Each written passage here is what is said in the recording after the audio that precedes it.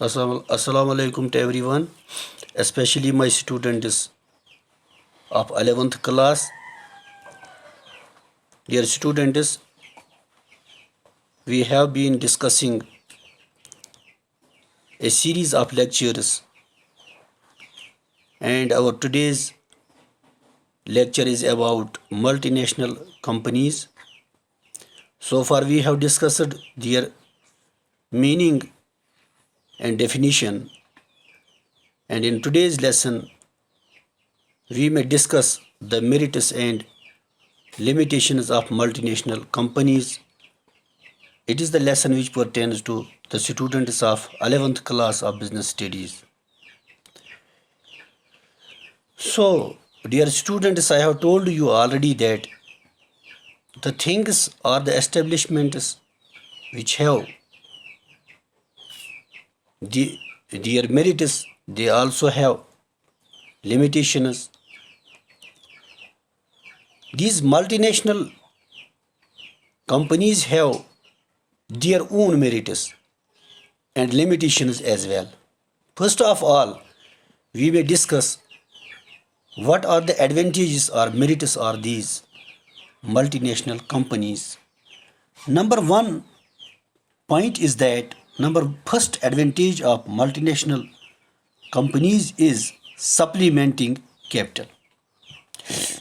We see, dear students, the developing and developed or underdeveloped countries are unable to raise sufficient capital required for their economic development.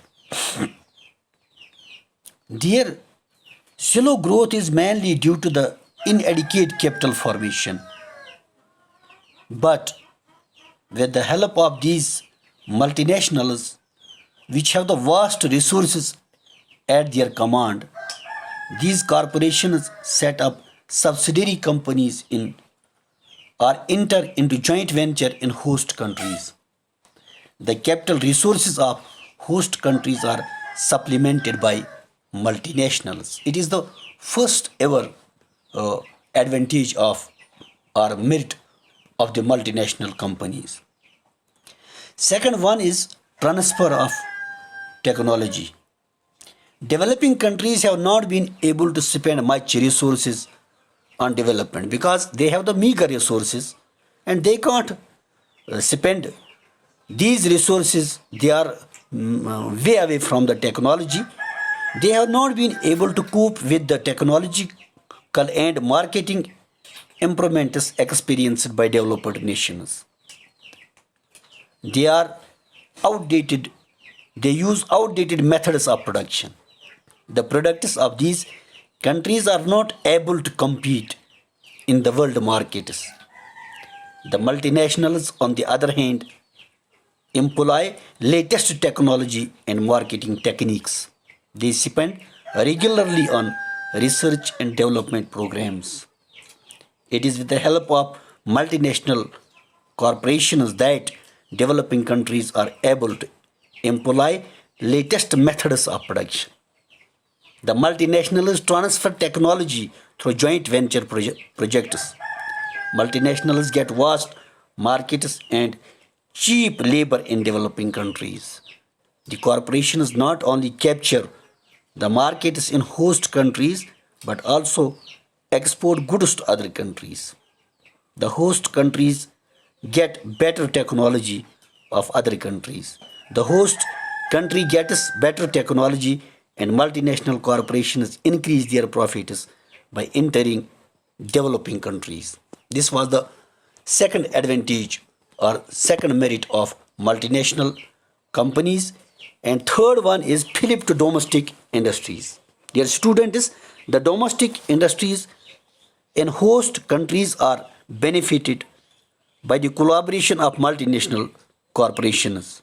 The domestic industries are able to use the resources, technology, and managerial skill of the multinationals because these multinationals get these resources from various nations and they collect them, they compile them, and they have abundance of these resources. The quality of their product improves and with the help of collaboration, these enterprises are able to enter even the foreign markets. The foreign exchange problems are also solved with the help of multinationals. The domestic industries expand their activities and and profitability also improves with the cooperation of multinationals. Domestic industries are able to improve their overall performance. Fourth point is that lower cost of production. The cost of production is linked with a number of factors. Dear students, the cost of production is linked with a number of factors including scale of operations. Multinationals run units on large scale and it brings economies in labor, material, production, etc. Such units are able to control costs and produce goods at cheap rates. The lower cost of production has benefited the enterprises as well as customers and consumers. The sophisticated production techniques and innovative markets have helped developing countries in lowering cost of production. Dear students, it was the fourth advantage of multinational corporations. And number fifth one is creating employment opportunities. The employment opportunities are created in production and marketing activities. Increase in scale of operations, increase more opportunities even though sophisticated technology is employed by multinationals. There are new opportunities in market field also. More and more persons are engaged in handling goods. Besides direct employment, there are indirect employment opportunities also. The entry of multinationals help us in creating employment opportunities in developing countries. The acceptability of products in both national and international markets help us in increasing the scale of operations. So job opportunities are created even in those countries where these products are sent. Dear students, the sixth advantage or sixth merit of these multinational corporations is improving balance of trade.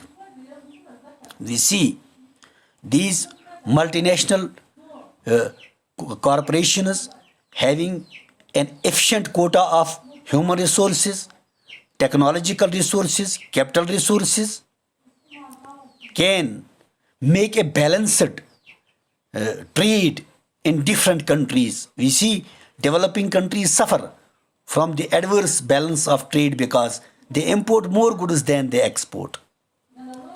The imports from the countries are not acceptable due to high prices and low quality of products. Since multinationals bring same technology of production which is used by developed countries, so the products become competitive in international markets. The products which were earlier important will now be produced in the country, and on the other hand, exports increase due to favorable prices and proper quality.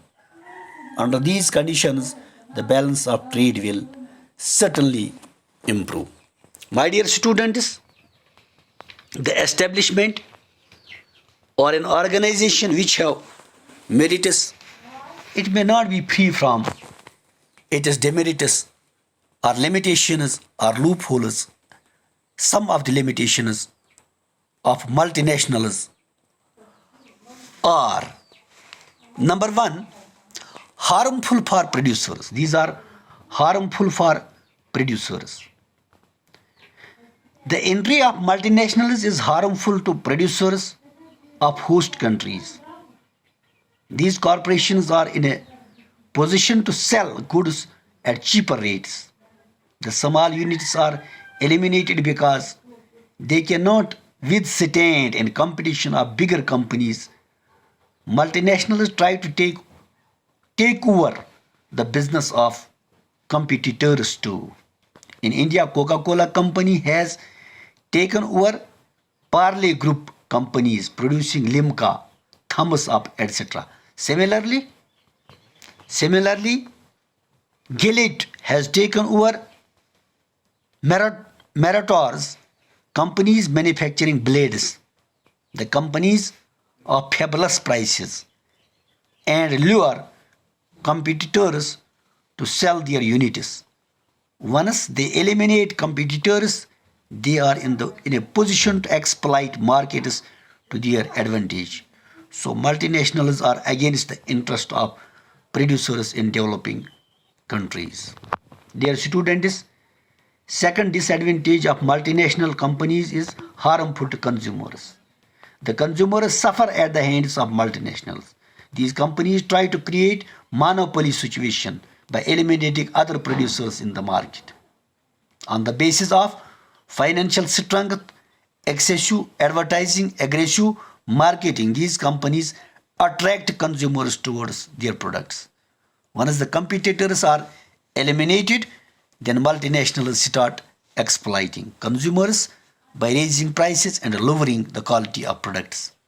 The aim of these companies is to increase profits and they try to achieve it by any means.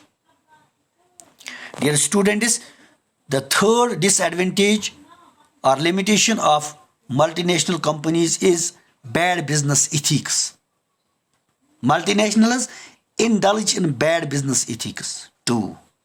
In the beginning, they send manufactured goods from the countries of their origin and market them in host countries by just packing them there. They try to delay the transfer of technology so that their own products are dumped there. These companies also try to manipulate the laws of the land to suit their objectives. My dear students, the fourth limitation of multinational companies is currency manipulations. Rather, the fourth one is political domination, political dominance. Multinationals concentrate economic power in their hands. Though this power, they try to dominate the political decisions of host countries. The countries which are dependent for economic help on big countries cannot take political decisions without the wishes of their masters. East India Company entered India as a trading company and then ruled the country for centuries. Such tactics are tried even at present. Dear students, fifth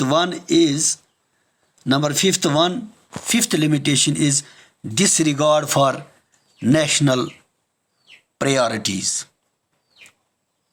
Disregard for national priorities. Multinational corporations pursue their own objectives and have no regard for the priorities of the host countries. Even country has national priorities and their implementation is essential for the national development. The developing countries need more employment facilities, use of scarce resources properly, development of backward areas, etc. Multinational corporations do not bother about these priorities and follow the policies which further their economic interests. Dear students, our sixth limitation of multinational companies is creating monopoly. Multinationals try to operate under monopolistic situations. The smaller and weaker enterprises cannot market their products in competition of multinationals. These units either close down or are taken over by bigger companies. Once monopolistic situation is created, then multinationals try to exploit consumers. Dear students, The last one is promotion of alien culture. Multinationals try to promote alien culture in host countries.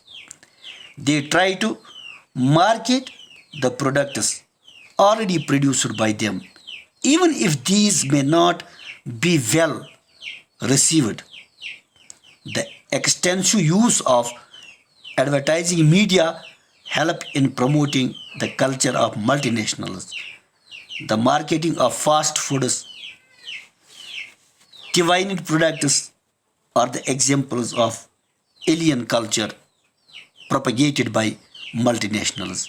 My dear students, in today's lesson, we have discussed thoroughly about the merits and limitations of multinationals. I think in today's lesson it is enough, and I shall see you into the next lesson, inshallah. Till then, goodbye.